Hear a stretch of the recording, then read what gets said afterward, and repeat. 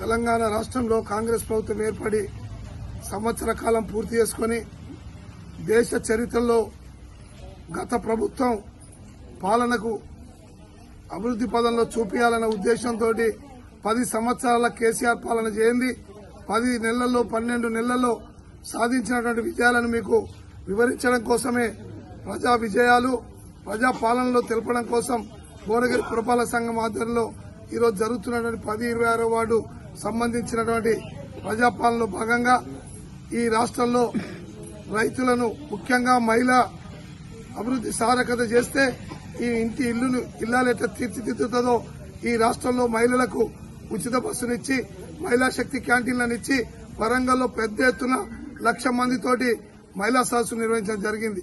అదేవిధంగా రైతుల 2 లక్షల రుణమాఫీ చేసి దేశ చరిత్రలో రాష్ట్ర చరిత్రలో ఒక్కటే రోజు 18,000 కోట్ల రూపాయలను రైతుల అకౌంట్లో వేసిన చరిత్ర ఎవరిదైనా ఉందంటే కాంగ్రెస్ ప్రభుత్వం రేవంత్ రెడ్డి గారిది. ఈ రోజు కరీంనగర్ లో జరుగుతా ఉంది. ఇవాళ యువకులకు 50,000 ఉద్యోగాలు 10 సంవత్సరాల్లో ఆనాటి ప్రభుత్వం చేయండి.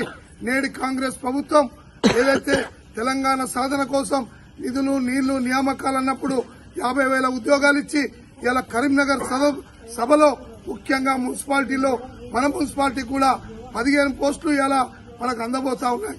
ఈ రకంగా చెప్పుకుంటూ పోతే ఇలా ఉచిత విద్యుత్ 200 యూనిట్లు, అదేవిధంగా మనకు గ్యాస్ 500 రూపాయలు, అదేవిధంగా మనకు నిన్నటి వరకు ఉచితంగా బస్ ప్రయాణంలో లక్షలాది మంది మహిళలు ఇలా ఉచిత ప్రయాణం చేస్తా ఉన్నారు. దీంతో పాటు ఇందిరమ్మ ఇండ్లు ఇచ్చి నిరుపేదలను ఆదుకోవాలన్న లక్ష్యం మీద ఇందిరమ్మ ఇండ్లు ఇచ్చే కార్యక్రమం చేపడతా ఉంది. కాబట్టి దేశ చరిత్రలో ముఖ్యంగా 10 సంవత్సరాల పాలనలో జరగని పనులు 10 నెలల్లోనే పూర్తి చేసిన ఘనత కాంగ్రెస్ ప్రభుత్వం రేవంత్ రెడ్డి గారిది దక్కుతుందని తెలియస్తూ ఈ ప్రాంతంలో ఎంపీ చామల కిరణ్ కుమార్ రెడ్డి గారు, అదేవిధంగా మన ఎమ్మెల్యే కుంభం అనిల్ కుమార్ రెడ్డి గారు కూడా కోట్లాది రూపాయలు తెచ్చి భువనగిరి అభివృద్ధి కోసం కృషి చేస్తా ఉన్నారు.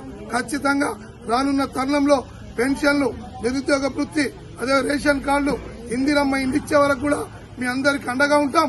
5 ఏళ్ల పాలనతో పాటు 10 ఏళ్లు 20 ఏళ్లు కూడా ఇందిరమ్మ పాలన కొనసాగే విధంగా రేవంత్ రెడ్డి గారిని ఆశీర్వదిద్దామని తెలియజేస్తూ సెలవు.